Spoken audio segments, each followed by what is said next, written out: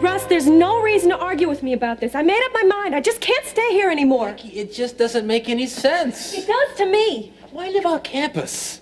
Hey, you're not gonna be able to see anybody anymore. Come on, all your friends are right here in the dorm. Good point. All my friends are here, which is exactly why I shouldn't be. You know you're making too much out of this. Russ, I can't even come in the room without thinking about Lori, or books, or bed, or clothes. Don't you think that bothers me? You act as if we're still living in the days of the Puritans. Not fair. Sure, we started out a little Miss Cool and Casual, right? But people change. I can't help it if I see you in a different way now. I can't even touch you the way I'd like to in public. Can you imagine if I hauled off and kissed you, say, in the bookstore or something? Come on. We're alone together. Lots of times. Yeah. Always in secret and always afraid somebody's going to find out. Don't you understand? I got to get over the feeling that you're mine, you know? It's you that I'm kind of running away from here. You're not mine. How do you think it makes me feel whenever the only time that I get to see you is when you're over here to visit Lori? Becky, it's like I said, you're making too much of this. It's not that big a deal. I can't get over the feeling that I just did something wrong. Lori's my roommate. More than that, Russ, she's my best friend. I remember the first time I met her. It was orientation day for freshmen. There we were, two scrawny little kids, scared to death of being away from home the first time, scared of college. 2 minutes, in just 2 minutes, we built a friendship that lasted all... till now, look what I did to it. Becky, come on, don't do that. Things like this happen all the time. Not to me, they don't. And I made one more little decision while you were away. I'm going to tell Lori everything that we did. All of it. What, are you crazy? Yeah, I'm going to go crazy if I don't tell her. Russ, I can't sleep. I'm moving out of here because I can't face her. Becky, listen, there's no reason for her to know, okay? Russ! If you tell her... Russ! Things like this just don't go away. I have to tell her.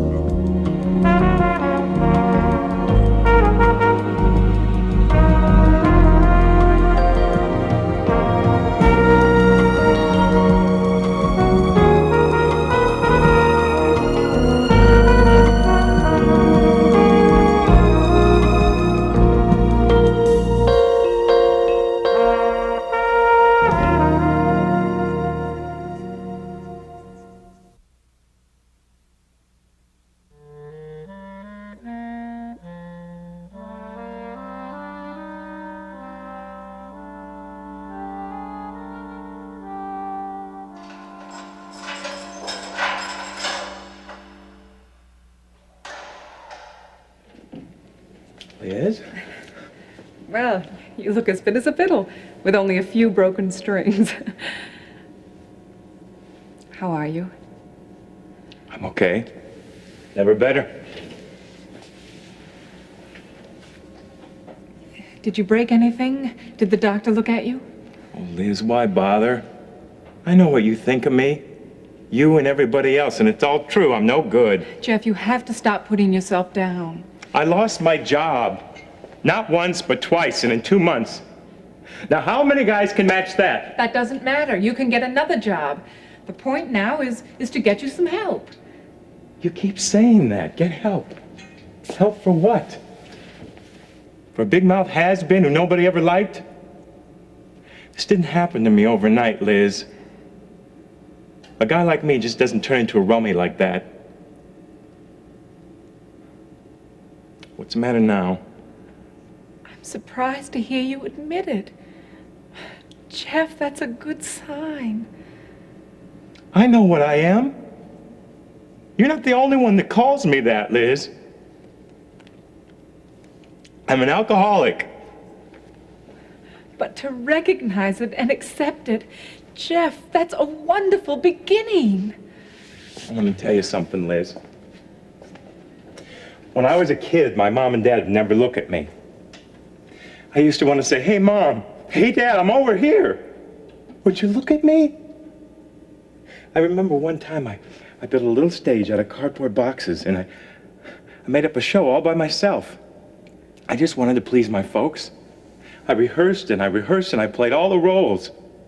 And then one night they came home, and I got up on my little stage and I said, okay, get ready for the show. And the phone rang and my mom went out to answer it. My dad sat there and fell asleep in his chair as usual. And I just stood up there and finished my little song and dance, and nobody applauded. I just stood there and cried. I'm sorry, Jeff. All I ever wanted to do was make people like me.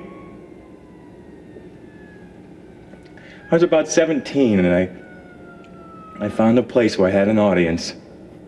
A neighborhood bar. People there were always laughing and talking. I thought, this is it. You found your place. You found your audience. I could go in there and tell my stories and they'd listen. I'd tell my jokes and they'd laugh at me. We had fun together. They'd look at me like my mom never did. And they'd laugh with me, not at me like my dad did. I thought that was the answer. I was finally somebody. The heck with that. I'm nobody now. I'll never get another job in this town thanks to Nick Trench. Well, why? Why do you say that? Because of what I did to Herb Crane, remember? As far as Trench and Carpenter are concerned, I'm as good as dead. It's funny, isn't it? I'm safer in here than I am out. Well, Might as well stay in. I think it's ridiculous for you to have all these negative feelings. I want you out of this place. The bail is only $500. I'll pay it and take you home. You need some time to rest. You want to take me home? Of course. After everything I've said and done? Jeff, please try to understand. I don't know how many more times I can say it. I love you. I don't deserve you. I never did. That's not true.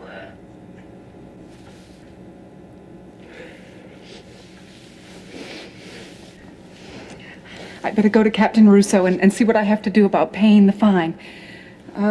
Excuse me, could you open the door, please? One thing, Jeff.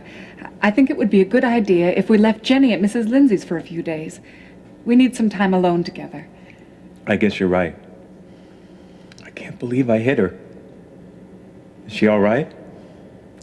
Let's just say, like a lot of kids, she's got elastic in her bones.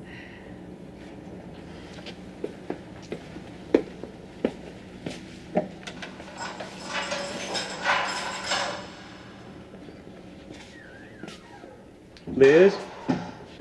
Yes? What is it? I don't know. Just thanks.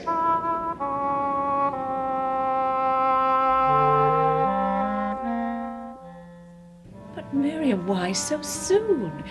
You've only just come back and now you're leaving Kingsley again. We've hardly had a chance to get reacquainted. Frederick will be so disappointed. Well, I don't like it either. You sound as if you're doing something against your will.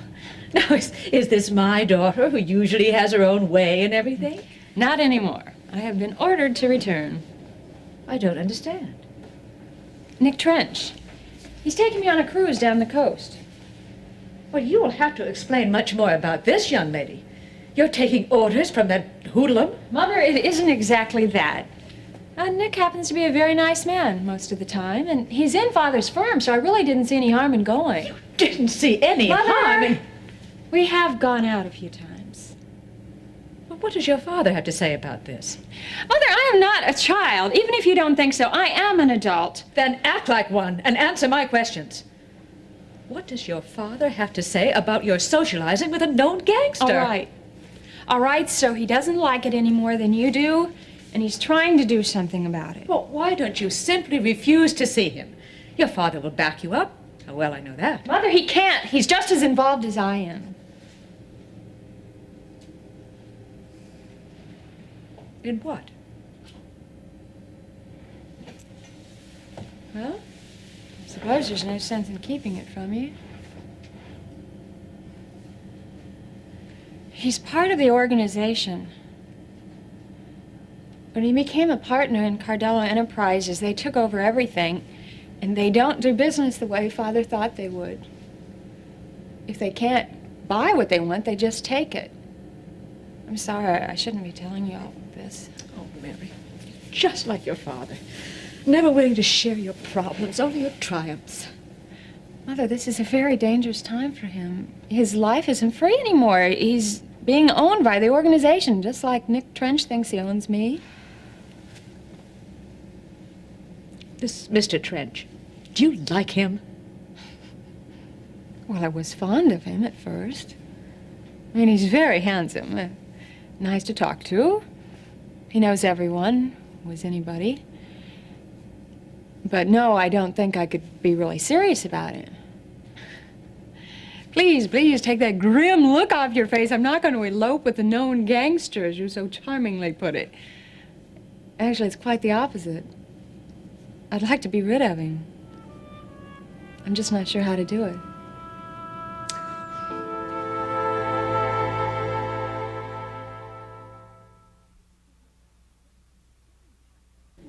Well, of course I'm concerned, Charles.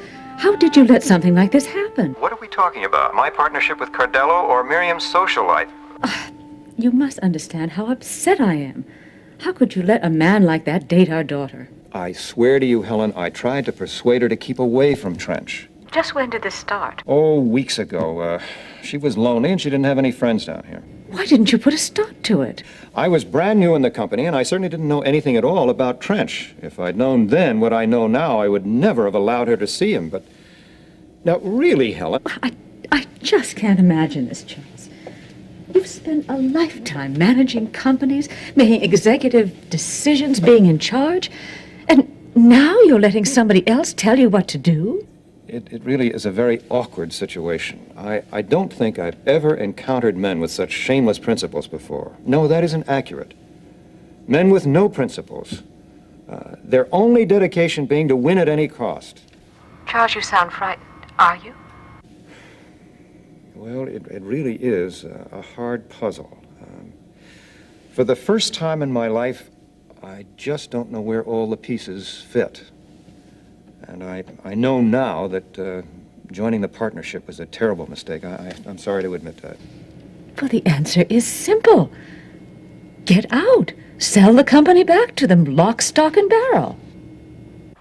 Well, it's not quite as simple as that. Vince, first of all, would never accept it. Then give him the company. Surely he would accept that. The only trouble with that is, and the reason why I'm most concerned, is that I know so much about his business operation. I'm a threat to him. There's no way he can let me just walk away. Charles, you know I've never told you what to do.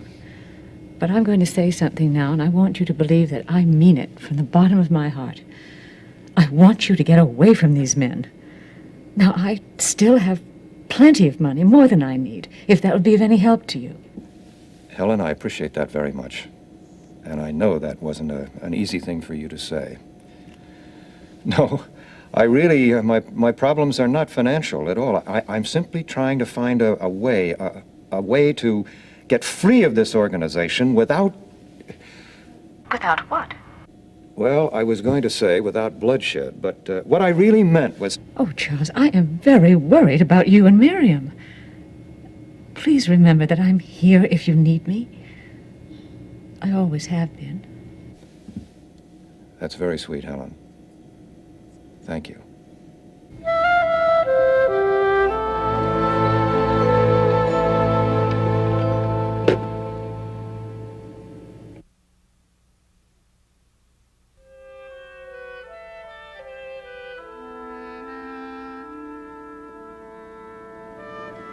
Hey, stranger. Your mother said you weren't napping anymore, so I just came on in. Hi, Beck. Are you cutting classes? Yeah, only econ and American Lit, which I can't stand anyway. There's no way to make the dean's list. Yeah, no need to worry about that. Are you kidding? Why don't you ever call me anymore? Russ either. I'm sorry. We just figured you might be sleeping or something. That wouldn't matter. I just go right back to sleep. During or after the phone call. I miss you two guys. What's happening? Laura, I guess you know why I'm here, don't you? I think so. Yeah. I knew you knew. I don't want to believe it. Well, I kind of find it hard to believe myself, you know? Laura, you're my best friend. I knew that you loved Russ. And I knew that he loved you, too. But that just didn't seem to matter, you know? Because I wanted... It's pretty hard to say. I guess it is. Do you want me to go on? Only if it helps you. I wanted a man of my own. I wanted someone just for me, you know, to prove I'm more than just campus clown. Everybody's friend, nobody's lover. Every time I saw you with Russ, Laura, it's just, there was, well, I don't know, call it lust, call it sexual drive, but there was some attraction that just grew there, you know? And I tried telling myself, hands off, that's Laura's guy, you know? Look but don't touch. But it didn't work. Those feelings just grew and they grew. Can you understand that? I'm trying, Becky. He's a wonderful guy, you know that? Yeah, I know. Laura, I tried. I told myself, you know, don't love him. You can't have him. Or better yet, I'd switch it around. I'd say you can't have him, Beck, so why bother? You know, don't love him. But it just didn't work, you know? I mean, I tried everything, Laura, to get you guys out of my mind. I tried. But you went out on dates? Yeah, sure. About once a month, if I was lucky, with about anybody who'd ask me. But they're just like, they're Cub Scouts next to us. Laura, don't hate me, okay? I don't hate you, Becky. It was just, there he was, and there I was. We went to dinner one night, and we had a few drinks. Laura, we were both so lonely for something. Russ said he was lonely? Well,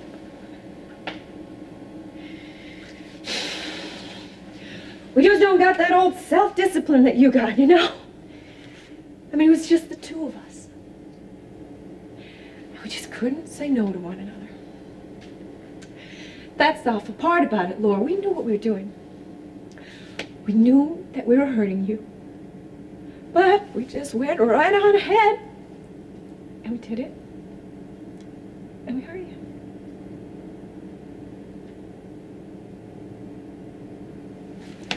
Look, I know right now you can't be liking me very much, you know, so I took a room over at Jim Winkle's boarding house. I'll be moving out of the dorm. No! Don't run away, Becky! Well, Lori, it's hard enough to face you right here, right now. Without having to have you look at me and know what you're thinking in the dorm room. I don't know what to think. I don't know what to think about you or Russ and me. Please don't move out of the dorm. Not now. We can work it out somehow.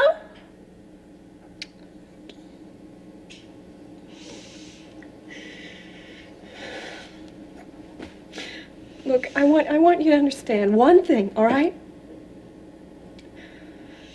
It wasn't Russ's fault. It wasn't. Just go on loving him, Laura. Love him the way that I know that he loves you. And he does love you, because I sure know he doesn't love me. Look, I'm gonna go catch the 4:30 bus. You know, there's really not too much more to say. I'm sorry.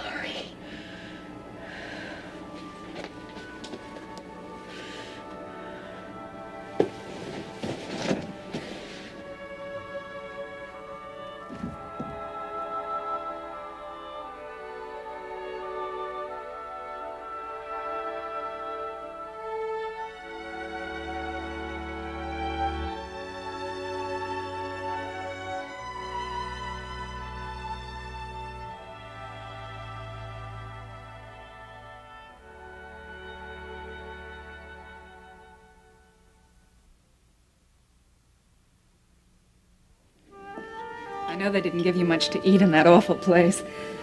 I asked Captain Russo why the food was so bad. He said he didn't want anybody getting too comfortable. To which I said, for $500, one might expect something more than corned beef hash on toast. Gotta hand it to you, Liz. You got a lot of spunk. It's so good to have you home. Jeff, do you think we could talk the way we used to? Sure, what about? Well, first, let's agree not to get angry with one another. Okay, it's a deal. Why are you so resentful of the Davidsons? Because they think they're perfect in everything? But they're only trying to do what they believe is right. Not just some of the time, but all the time. I think what bothers me most is that they want you to do everything their way. Why not? If their way works, why shouldn't they want to share it with others? Can't you see the difference? You're starting to get angry, Liz. We agreed not to. No, Jeff, I'm not angry. I'm excited. The Davidsons have an inner strength that keeps them together. Why can't we? I just want us to be everything that we promised each other. We can do it. I know we can. But they're always sticking their noses into our business. Jeff, that's not true. I asked Terry for her advice.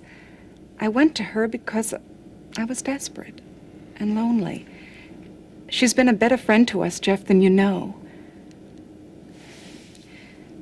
Won't you just do me one favor? Talk to Terry or Scott. Just find out what makes their family work so well. Please. We'll see.